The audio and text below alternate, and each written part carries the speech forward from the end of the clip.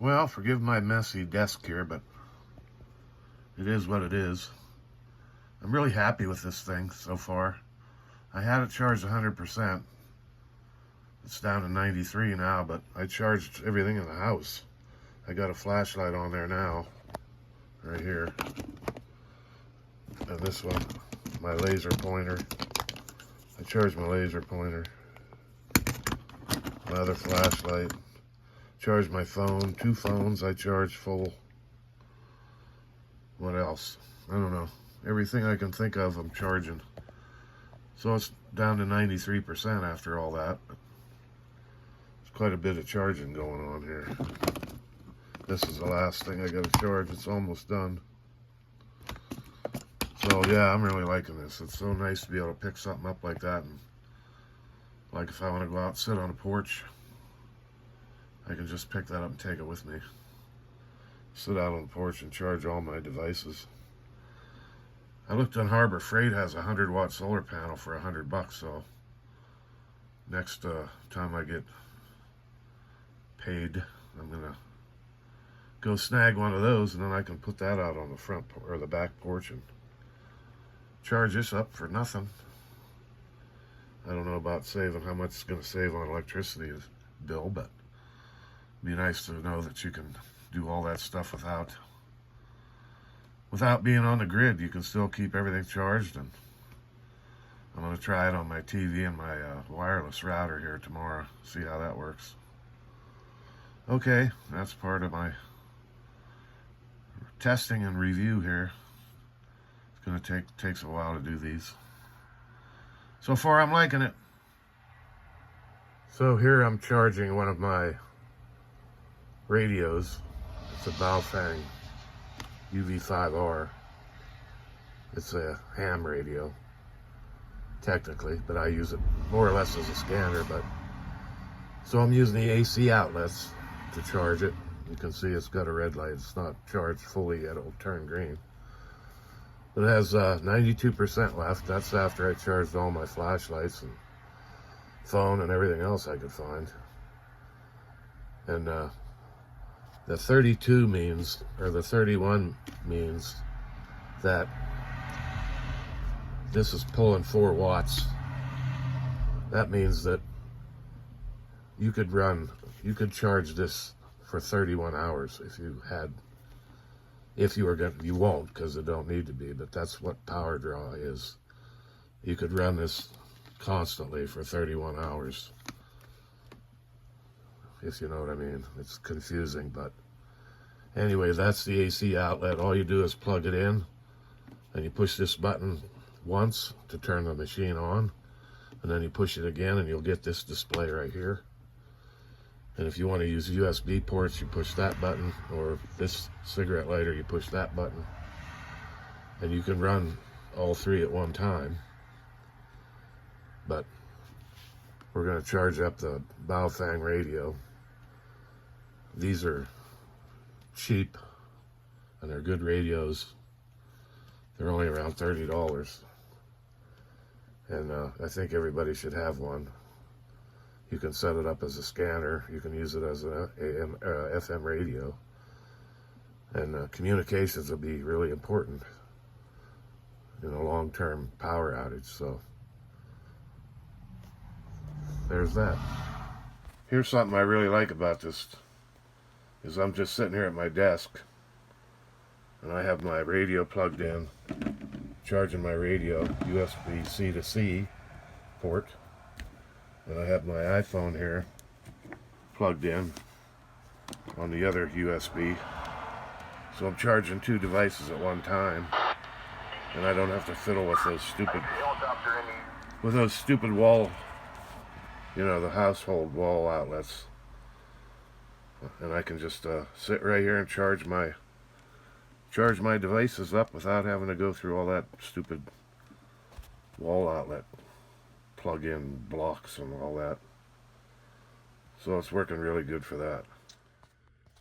Well, I got up this morning and was listening to my scanner there, my little radio, and it went dead, so I just reached right over and plugged it into the VTOMAN, and down here's my power bank. This is just a portable one that I carry in my EDC bag, so it's charging. And it's real nice not to have to go look for one of these stupid things and plug it into the wall outlet. You can just reach right over and plug it into your VTOMAN. Charge them up nice and full, and still got 79% power left in the VTOMAN. That's after charging just about everything else I could think of. So, like I said, I'm really loving this thing. Okay, I had this down to 57%. So I'm going to charge it up to full charge. And you can see it was at 58%. And it's going to take 1.6 hours to charge just fully. It's pulling 89 watts. So it's pretty simple to recharge. Just plug it in here with this. Plug it into your wall outlet and you're good to go. Okay. Well, I'm just pretending the lights went out. The electric is off. Let's pretend that. So I get my laptop out here. I got it charging right here. Plugged in the charger so I can do a little reading or studying or research, whatever I want to do there. And over here I got a movie playing on my tablet. And I got my my auxiliary light plugged in up here. It's plugged in USB. So I have two USB, the tablet and the light up there. And I got my laptop over here charging. See, it's charging. So I got my entertainment all set up if the power's out. All on the VTOMAN 600X. Running 3 devices all at one time. Pull 51 watts. And it says 4.9. I run it for 5 hours. Steady. Which I wouldn't be doing. But there we have it. Good setup for if the electric goes out. In that previous clip I said that you could run that laptop, run the laptop, then tablet, and that light for 5 hours, but that wasn't true because you're only charging the laptop and the tablet.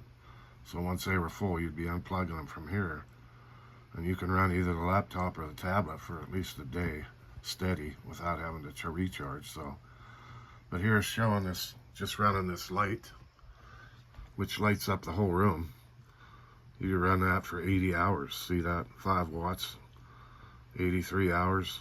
So that's a long time, but you'd have light for a long time. Well, I got up this morning and do what I always do, get a coffee and come sit at my desk. And I discovered I left my TID radio TDH3 on all night, and it was dead. So I just reached over and grabbed a cable, USB-C to USB-C, and plugged it in, and I'm charging it up.